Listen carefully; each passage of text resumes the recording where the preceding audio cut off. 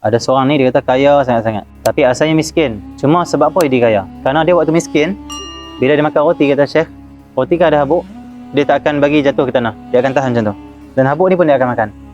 Disebabkan betul-betul dia menghormati rezeki Allah, tak membazir rezeki-rezeki Allah ni, dia jaga nikmat-nikmat Allah ni, maka Allah kayakan dia.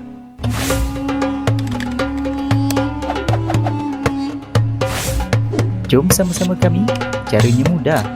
Hanya klik join button. Terima kasih. Bismillahirrahmanirrahim. Bismillah sallallahu alaihi wasallam wa alihi wasallam. Ambiya amsalin wa qadam asyam syekhna fi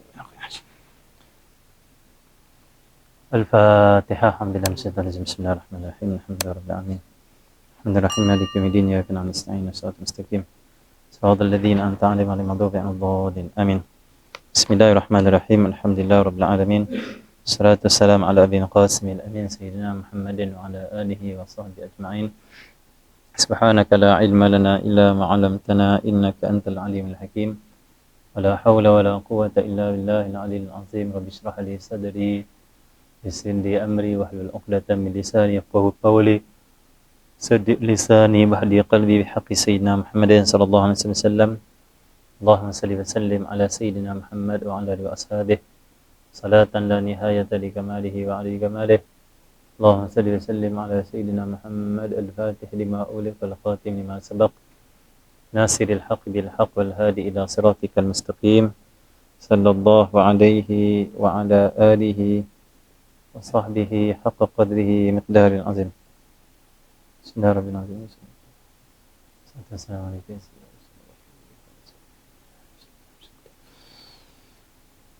Bismillahirrahmanirrahim. Kata Imam Abdullah bin Alawi bin Muhammad al-Haddad, wa nafa'na bi ulumihi barakatihi wa asrarihi fi darani amin wa bil alamin. Dan di atas kamu membasuh dua tangan sebelum makan dan selepasnya. Allahumma salli Muhammad. Dan mengecilkan suapan dan melumatkan kunyahan. Kata Imam Allah al-Haddad, ini masih lagi berkenaan dengan adab-adab dan sunnah-sunnah Rasulullah ketika mana makan. Makan adalah suatu adat kebiasaan harian kita yang memang kita sangat perlukan dia. Dan kita tidak boleh elak daripada setiap hari ini makan.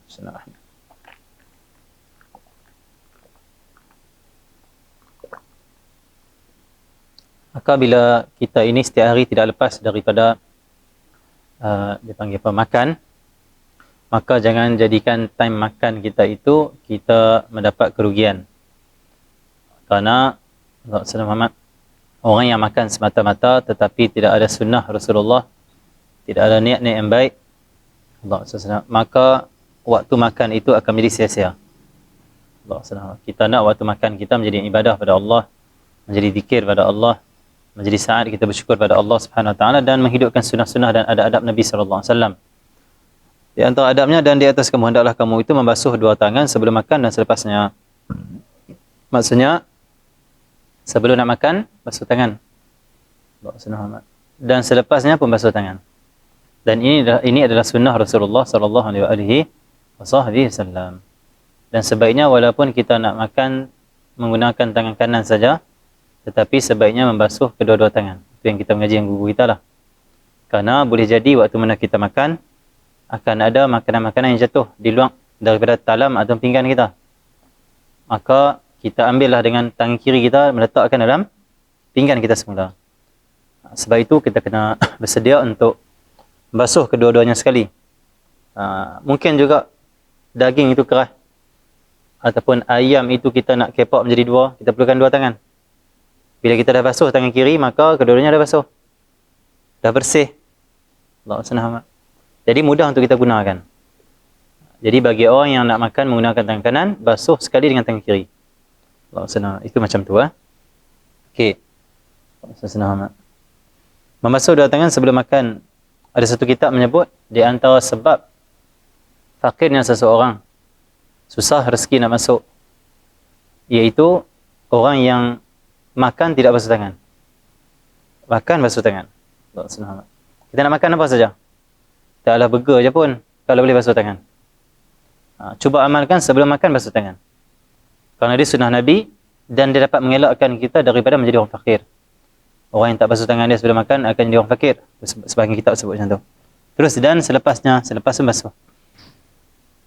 Kita kongsi dah itu macam mana lepas kita basuh tangan, tisu tak ada, kain tak ada. Dan jangan menggunakan kain yang ada di pakaian kita untuk lap. Itu asbab fakir. Ada berapa belah? Lebih kurang 18, lebih kurang. Sebab yang menjadikan kita fakir. Disebut dalam kitab. Sabilal Muhtadin dah sebut juga. Di antara sebab-sebab seorang itu menjadi fakir, rezeki susah nak masuk. Sempit rezeki ni. Kerana dia suka lap guna baju yang dia pakai. Tak boleh kita lepas basuh tangan. Macam tu. Sebab fakir. Lepas tu nak basuh tangan macam mana? Tisu tak ada. Kain lain tak ada. Yang ni cara salaf. Dan ini cara Rasulullah SAW dan sahabah bila tidak ada kain. Kalau kita mandil itu tisu lah tak ada. Macam ni ya. Okey. Bila kita makan, tak ada dia panggil apa, tisu ataupun kain. Dalam hadis Nabi akan dalam kitab Syama'il karangan Imam Ghazali. Itu ada Imam Ghazali dalam Ihya dia, ada tengah-tengah tu dia ada karam berkaitan dengan Syama'il Rasulullah SAW. Di antara dalam tu ada riwayat Nabi SAW bila Nabi basuh tangan lepas makan tak ada kain, tak ada tisu lah. Apa Nabi buat? Nabi akan lap tangan dia di bawah batin kaki dia. Macam tu lah lebih kurang. Macam tu. Macam tu. Macam ni. Macam tu. Lap. Tangan kita akan kering. Ataupun sebahagian guru kita ajak macam ni. Kan kita basuh tangan. Basah. Macam nak lap. Okey. Sebahagian guru kita ajak macam tu. Maka tangan kita akan kering. Yang ni dipanggil tisu yang memang dah ada di diri kita. Dipanggil tisu salaf. Ulama-ulama salaf, orang salaf terdahulu. Tak ada kain, tak ada tisu, maka dia akan gunakan macam tu. Ataupun di kaki kita macam tu. Macam tu. Tarik saja. Dia akan kering. Okey macam tu. Itu caranya. Tapi jangan lap di baju. Dan itu juga menunjukkan tidak eloknya adab kita. Kenapa? Baju ini kita kena jaga daripada kebersihan. Nak jaga dia elok. Tapi kita lap pula. Dia panggil apa? Bekas kita basuh makanan. Tak bagus tak elok adab macam tu. Okey. Terus. Dan mengecilkan suapan dan melumatkan kunyahan. Kata Imam Haddad, di antara yang kamu kena amalkan, kamu kecilkan suapan. Maksudnya jangan suap banyak-banyak macam tu. Weh, aku lapar ni. Macam tu tarik. Lepas tu nak telan cepat-cepat. Itu asbab penyakit. Dia kena macam mana? Kecil-kecil tak apa. Dan pepak kalau boleh 40 kali. Tak boleh 40 kali pun lama sikit. Kenapa? Dia lebih menyehatkan pada kita dan dia akan membantu penghadaman dalam perut kita nanti. Di mulut kita kan ada dia panggil apa tak ingat, ada enzim ke apa tu. Yang dia boleh menyebabkan cepat pencernaan dalam usus kita dan perut kita. Okay, kata Imam Haddad, ya Allah senang. Kecilkan suapan. Jangan suap banyak-banyak tu. Kalau buah potong kecil-kecil kalau boleh.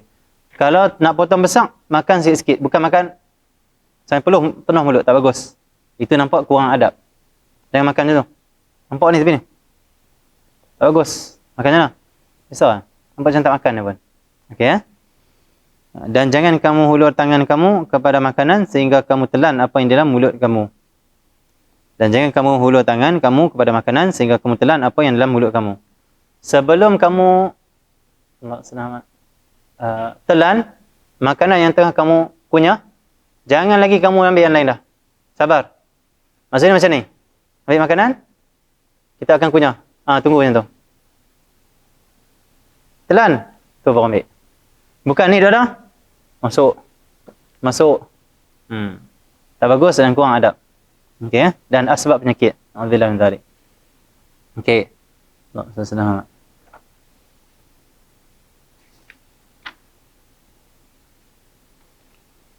Dan macam mana pula kalau Allah senang, kita tengah makan, terkeluar sisa makanan. Allah senang. Kita tengah makan, ada sisa makanan. Allah senang. Waktu itu kita tidak boleh keluarkan dan letak dalam pinggan yang sama atau talam yang sama. Kena keluarkan di tempat yang lain. Di bawah ke, di tisu ke. Tak boleh sisa makanan kita letak dalam pinggan yang sama. Tak boleh. Contoh kita makan tulang, Tulang jangan letak balik dalam pinggan kita makan. Terletak dalam. Itu Rasulullah ajak macam tu. Okey ya? Terus. Dan jangan kamu hulur tangan kamu dengan makanan sehingga kamu telah telan apa yang dalam mulut kamu. Dan makanlah dari tepi-tepi pinggan dan jangan kamu makan dari tengahnya. Maka keberkatan itu turun di atasnya. Bila kita nak mula makan, ada hadis mulakan daripada dia panggil apa? Tepi pinggan. Kan macam tu nasi, jangan ambil di tengahnya tu. Mesti ambil tepi ni. Tepi sikit sampai ke tengah. Dan keberkatan dia turun macam tu kata Al-Imam Al-Haddad. Maka kalau kamu ambil daripada tepi dulu, kamu akan dapat berkat. Kalau ambil daripada tengah dulu, tak angkat berkat. Tak dapat. Allah SWT. Okey ya? Dan jangan kamu makan dari tengahnya. Maka keberkatan itu turun di atasnya. Apabila jatuh suapan kamu, maka buangkan apa yang ada padanya berupa cemar-cemar, sisa makanan. Kemudian hendaklah kamu memakannya. Allah SWT.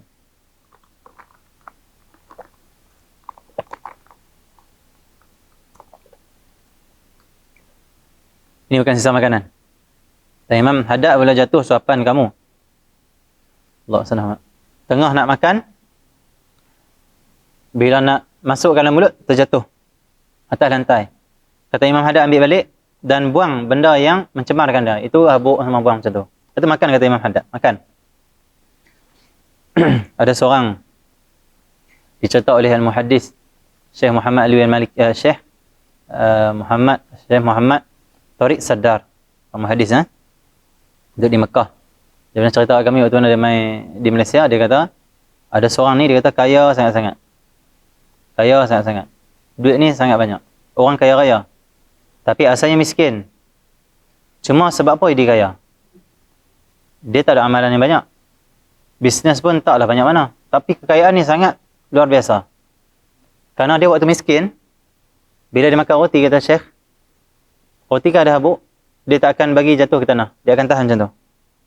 Dan habuk ni pun dia akan makan. Disebabkan betul-betul dia menghormati rezeki Allah, tak membazir rezeki-rezeki Allah ni, dia jaga nikmat-nikmat Allah ni, maka Allah kayakan dia. Allah SWT. Macam tu. Hargai nikmat Allah. Macam tu. Allah SWT. Dia amal yang tu saja. Jadi, kalau suapan kita jatuh, ambil, sapu-sapu, makan. Kecuali jatuh atas najis, maka tak ambil. Allah SWT. Terus.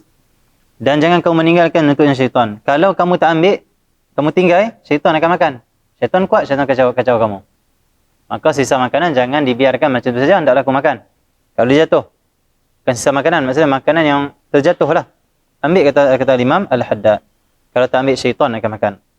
Dan jilatlah jari-jari kamu. Dan pinggan itu selepas selesai makan. Lepas selesai makan, jilatlah jari kamu. Rasulullah SAW makan guna 3 jari. Dan Nabi jilat 3 jarinya. Nabi mulakan dengan jari tengah. Yang kedua jari telunjuk. Yang ketiga jari ibu jari. Dan ulama bahasakan kenapa Nabi jilat jari tengah dulu. Kerana jari tengah dulu yang sampai kepada makanan. Sebab dia lebih panjang macam tu. Kita ambil mesti dari tengah sampai dulu. Maka dia didahulukan untuk dijilat. Lepas tu telunjuk, ibu jari. Kalau kita makan semua jari, maka jilat semualah. Tapi mulakan dengan jari tengah kita. Jari yang lebih panjang macam tu. Allah SWT. Okey. Jilat jari kamu kata Imam Haddad. Ini untuk kesihatan kita juga. Dan dia adalah sunnah Nabi SAW. Terus. Dan pinggan itu selesai makan. Jilat jari kamu dan pinggan itu selepas selesai makan. Dan makanlah dengan jari telunjuk. Kalau boleh, pinggan tu, kita ambil macam tu, jilat juga baki dia. Itu jilat. Sampai dia panggil apa? Tak tinggal sisa pun. Kalau boleh macam tu. Terus. Dan makanlah dengan jari telunjuk dan jari tengah dan ibu jari. Ini cara sunnah Rasulullah. Kalau kita makan kurma, makan buah, kalau boleh 3 jari. Kita makan roti 3 jari. Kenapa? Rasulullah makan guna 3 jari. Tapi kalau kita makan nasi, maka gunalah 5 jari. Itu lebih mudah. Dan makanlah dengan jari telunjuk dan jari tengah dan ibu jari. Jika kamu berhajat kepada membuat bantuan dengan jari yang tinggal lagi pada umpama nasi, maka tidak mengapa. Kalau 2 jari susah kamu nak makan, kata Imam Haddad, kamu guna semua 5 jari. Tidak mengapa, silakan. Terus, apabila kamu makan bersama orang lain, maka makanlah dari apa yang mengiringi kamu melainkan buah. Ni Imam Haddad ajak cara nak makan. Apabila kamu makan bersama orang lain, maka makanlah dari apa yang mengiringi kamu melainkan buah. Allah SWT. Maksudnya, kalau kita nak makan, Allah SWT, kita mesti makan fakul mimma yalik. Makan apa yang depan kita. Contoh orang hidang talam, orang berlauk, lauk kita itu ayam dada. Kita nak ayam paha contoh. Makan saja apa yang ada. Jangan ambil lauk di depan orang. Jangan ambil nasi yang di depan orang. Tapi ambil apa yang di depan kita. Kecuali buah, kata Imam Haddad. Illa fakihah. Melainkan buah. Jadi buah, boleh kamu ambil walaupun dia macam jauh sikit. Teman buah tu, saya nak makan buah tu. Boleh. Tapi kalau makanan yang di depan kamu, nasi, roti dan sebagainya, ambil yang di depan kamu. Kecuali buah. Buah mungkin duduk pinggan lain. Buah mungkin duduk depan kawan kita sikit, kita boleh minta. Maya, saya makan buah tu. Buah boleh. Yang lain tak boleh. Okey ya, kata Imam Haddad. Dan kalau dalam kitab Allah SWT, Sayyid Ahmad ini, yang dia ambil faedah daripada Al-Habib Zain bin Sumaid, faedah berkenaan dengan makan nasi dan juga buah. Al-Imam Ajhuri menjelaskan bahawa buah yang dianjurkan untuk dimakan terbagi pada 3 waktu. Ni cara nak makan buah waktu mana kita makan nasi. Ada 3 cara, ada 3 waktu. Yang pertama, buah ni kena makan sebelum makan nasi. Tapi bukan semua buah. Buah apa? Yang pertama sekali buah temikai. Yang kedua buah tin. Kalau dijamu pada kita temikai ataupun tin, makan dulu sebelum makan nasi. Itu cara dia. Okey. Yang kedua, buah yang dimakan saat makan nasi. Waktu makan nasi, baru kita makan buah. Sambil-sambil makan nasi, sambil makan buah. Macam tu. Buah apa ni? Pisang. Ini saya tengok guru saya buat. Kita tak tahu, ngaji-ngaji, kita baca-baca kitab. Lah, ada rupanya. Sebagian guru kita tengok, dia tak makan pisang tu. Kalau pisang, orang letak tak makan pisang je. Dia makan nasi, tu dia sambil dia koyak pisang. Dia makan. Dia sambung makan nasi. Atau makan setengah tu, sambung makan nasi. Tak kira makan lagi setengah, sambung makan nasi. Itu cara makan pisang dengan nasi. Bukan makan pisang sebelum makan nasi. Makan pisang waktu mana ketika makan nasi. Macam tu. Allah senang amat. Yang kedua buah apa? Buah apple. Apple sama. Makan dulu nasi, ambil apple, tokak. Apple punya. Sambil makan nasi. Apple. Okey ya? Allah senang amat. Esok boleh try di rumah kita. Beli pisang, beli buah temikai, beli buah apple, letak nasi. Tengok isteri tak nak makan mana dulu. Kalau isteri tak ada kata ambil pisang dulu abang, kita makan pisang dulu lah. Kita makan nasi. Kita abang kat dia, mari mengaji, pisang ni makan sambil saya makan nasi. Ni saya nak uji saya. Tengok sayang ni tahu mana sangat. Bawa. Okay. Terus yang ketiga, buah yang dimakan setelah makan nasi. Yang ni kena makan lepas makan nasi. Buah apa tu? Buah anggur dan delima. Anggur dengan delima jangan makan sebelum makan nasi. Tak haram pun, tapi ni susunan yang terbaik yang dapat menyihatkan kita. Kalau nak makan buah selepas makan nasi, ada 2 buah. Yang pertama anggur, yang kedua delima. Ya. Jadi buah temikai, buah tin itu sebelum makan. Buah pisang, apple ketika makan nasi. Buah delima dan anggur selepas makan nasi. Ya, macam tu. Itu dijelaskan oleh ulama. Dan kenapa dianjurkan makan buah dulu sebelum makan yang lain-lain? Karena berdasarkan ayat Quran. Ayat Quran Allah firman apa? Ini disebut oleh Imam Ghazali yang kita Ihya Ulumuddin. Dalam kita Ihya Ulumuddin, Imam Ghazali sebut berkenaan dengan Allah ataupun syariat ini menganjurkan makan buah dulu sebelum makan nasi. Yang dianjurkan makan buah dulu ni buah apa? Buah temikai, buah tin dan macam adik-beradik ni lah yang macam nak sama dengannya, termasuk buah temikai susu dan sebagainya. Jadi sebab ada Al-Quran kata Imam Ghazali. Al-Quran Allah kata apa? Surah Al-Waqi'ah, fakihatin mimma yatakhayyarun wa lahmi tayrin mimma yashtahun. Wa fakihatin mimma yatakhayyarun wa lahmi tayrin mimma yashtahun. Dan buah-buahan dari apa yang mereka pilih dan daging burung dari apa yang mereka inginkan. Ni Allah cerita nikmat syurga kepada orang yang masuk syurga. Mereka dapat makan. Tapi kata Allah dalam ayat ini, Allah sebut berkenaan dengan buah dulu. Buah-buahan dari apa mereka pilih. Lepas tu baru Allah sebut lah, iaitu daging. Maksudnya makan buah dulu, baru makan daging. Maksudnya dia dahulukan sebut buah, makan buah dulu. Itu ayat Quran, kata Imam Al-Ghazali rahimallahu ta'ala. Ya. Allah,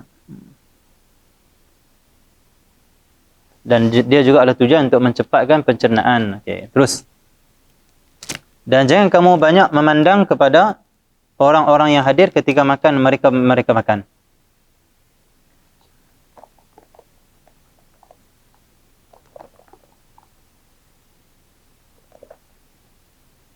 Kita ngaji banyak kali dah, ni buat dah lagi.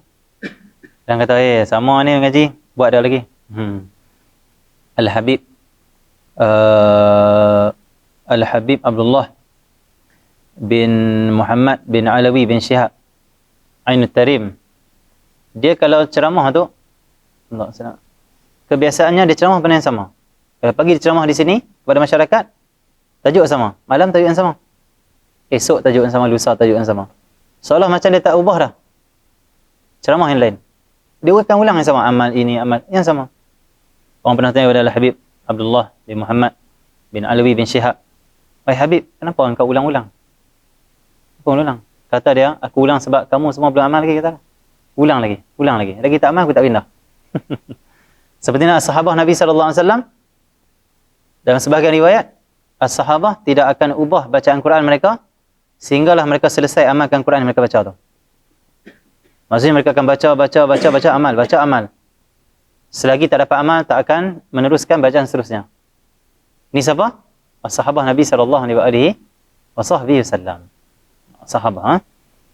Jadi, kadang-kadang kita dengar, samalah. Bab ni lagi, kata bab ni juga. Bagus. Sebab kita kadang belum amal ataupun kita amal, kita lupa-lupa, kurang-kurang amal, tak sempurna lagi. Maka, banyak kali kita dengar ilmu itu bagus. Yang ulang-ulang tu bagus. Terus. Dan jangan kau makan memandang kepada orang yang hadir ketika mereka makan. Waktu makan, jangan duk tengok-tengok orang yang hadir ketika mereka makan. Jangan kau makan sambil kau duk tengok orang makan. Tumpukan makanan kamu. Jangan tengok orang. Macam tu, tak bagus. Dan berbuatlah bersama mereka dengan apa yang sesuai dengan keadaan. Okey. Bila kau makan, bersembang dengan orang yang Allah senang makan bersama dengan kamu. Itu sunnah. Bersembang-sembang. Cakap sikit-sikit, sembang sikit-sikit, itu sunnah. Dan jangan diam je. Dan berbuatlah bersama mereka dengan apa yang sesuai dengan keadaan. Jangan kau bercakap sedang makanan dalam mulut kamu. Tapi kalau makanan masih dalam mulut kamu, jangan bercakap. Kalau orang tanya, jangan jawab lagi. Bagi habis dulu, baru jawab. Itu adab ketika mana makan. Okey. Jika kamu tidak tertahan dari meludah atau berkahak, maka tolehkan kepala engkau dari mereka dan bangun pergi ke tempat lain. Tiba-tiba waktu mana tengah makan, depan orang ramai, rasa nak ludah. Kalau boleh kamu bangun, tolehkan kepala kamu dan bangun, pergi ludah tempat lain. Keluarkan kahak kamu di tempat lain. Jangan sampai orang hilang selera makan. Jadi macam tu. Sikit lagi, kita ambil satu last. Apabila kamu makan bersama sekumpulan orang, maka sebutlah kebaikan mereka dan doalah buat mereka dengan kebaikan. Bila kamu makan dengan orang, sebut kebaikan orang. Terima kasih banyak Tuan Rumah jamu makan sedap. Terima kasih Tuan Rumah, ra'i kami yang mai daripada jauh ini. Masya Allah, Tuan Rumah ni baguslah.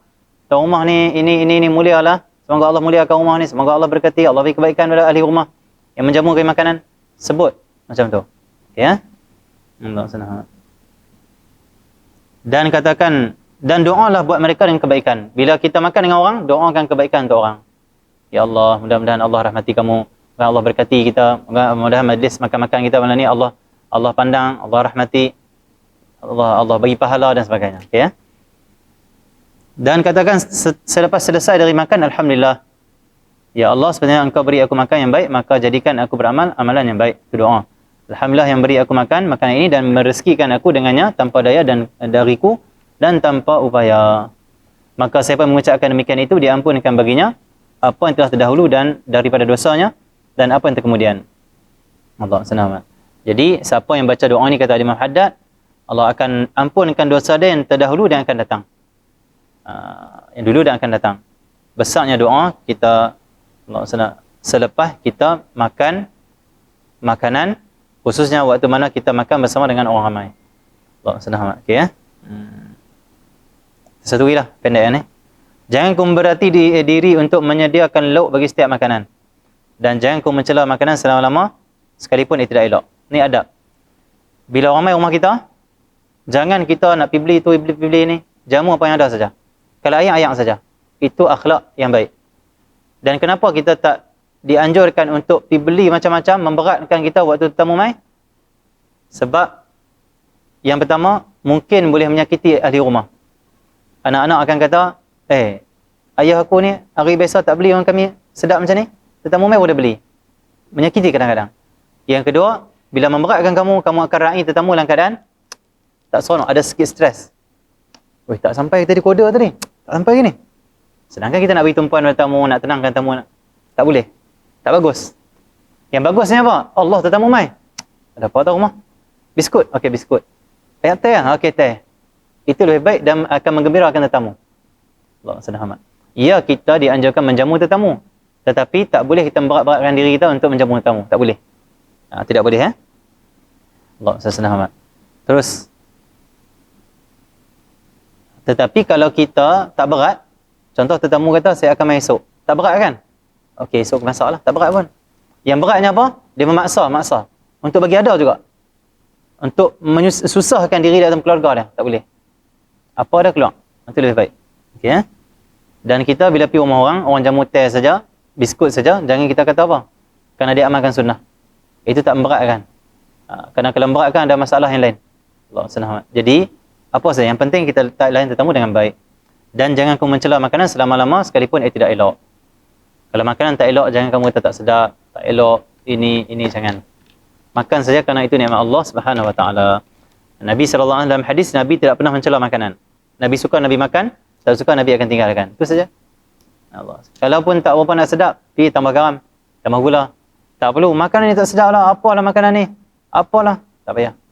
Kerana mencela makanan itu seperti kita mencela pemberi makanan. Pemberi makan kita kepada kita tu. Itu Allah Subhanahu Wa Taala. Jadi dalam makan ini kita perlu beradab dengan Allah dan beradab sesama hamba-hamba Allah Subhanahu Wa Taala. Jadi itu saya ringkaslah berkenaan dengan ada adab sunnah ketika makan. Semoga kita semua dirahmati oleh Allah Subhanahu Wa Taala. Semoga kita dapat boleh hidupkan sunnah-sunnah diajar oleh Imam Haddad untuk kita mendekatkan diri pada Allah, bersihkan jiwa kita zahir dan batin. Wassallallahu alaihi Muhammadin wa ala alihi wasallam.